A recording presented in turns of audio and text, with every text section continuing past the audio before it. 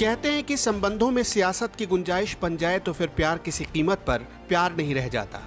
उसमें इकरार के समानांतर तकरार भी चलने लगती है और मतलब की दोस्ती जब मतलब के बाद टूट जाए तो पूरी कहानी बिल्कुल ऐसी ही हो जाती है। सुशांत सिंह राजपूत की मौत जिस गुत्थी का नाम है उसके एक सिरे पर रिया चक्रवर्ती का नाम आरोपी के तौर पर जुड़ा है। अब उसी गुत्थी में एक नाम महेश भट्ट का भी जुड़ गया है। रिया चक्रवर्ती और महेश भट्ट के बीच हुई बातचीत बताती है कि सुशांत और रिया की कहानी सिर्फ दो लोगों की कहानी नहीं है। 8 जून को जब रिया चक्रवर्ती ने सुशांत का घर छोड़ा था तो महेश भट्ट के साथ उनकी बातचीत हुई थी। ये पूरी बातचीत इस केस में एक नया मोड़ है और ये भी कि रिया की रजामंदी के बावजूद उनके पिता को सुशांत संग ये संबंध नागवार था। महेश भट्ट के साथ रिया चक्रवर्ती की जो पूरी बातचीत है उसमें रिया ने खुद को आयशा बताया है। ये वही आयशा है जो महेश भट्ट की फिल्म जलेबी में रिया चक्रवर्ती का किरदार था। ये फिल्म तो पर्दे पर आई और चली भी गई, लेकिन महेश भट्ट के लिए रिया का किरदार नहीं बदला। वो अभी भी खुद को आयशा ही बता रही है। रिया चक्रवर्ती ने महेश भट्ट को मैसेज भेजा, आयशा अब आगे बढ़ गई है सर, भारी मन और राहत के साथ। हमारी लास्ट कॉल मेरे लिए जगाने वाली थी। आप मेरे लिए एंजल हैं।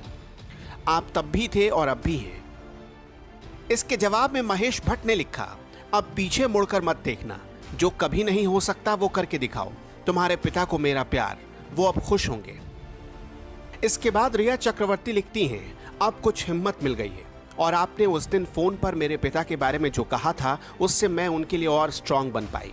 वो भी आपको प्यार भेजते हैं और हमेशा स्पेशल बने रहने के लिए शुक्रिया।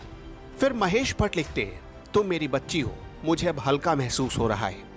महेश भट्ट और रिया चक्रवर्ती की बॉन्डिंग काफी अच्छी है। दोनों एक दूसरे के करीब हैं। भट्ट कैंप के लिए रिया ने फिल्में भी की हैं। दोनों के एक दूसरे के साथ कई तस्वीरें भी सोशल मीडिया पर वायरल हैं। लेकिन ये पूरी बातचीत बताती है कि रिया के निजी जीवन को लेकर महेश भट्ट पूरी तरह से अपडेट थे और रिया ने खुद ही सुशांत के साथ संबंध को बाय बाय कहा था। महेश भट्ट के साथ रिया के चैट जब तक सार्वजनिक नहीं हुए थे तब तक रिया ने इस रिश्ते को खत्म होने के लिए सुशांत सिंह राजपूत को ही दोषी बताया था। लेकिन अब ये पूरी बातचीत बताती है कि रिया चक्रवर्ती जो कह रही हैं बस वही सही नहीं है। रिया चक्रवर्ती और महेश भट्ट के बीच आगे क्या बातचीत होती है वो देखिए।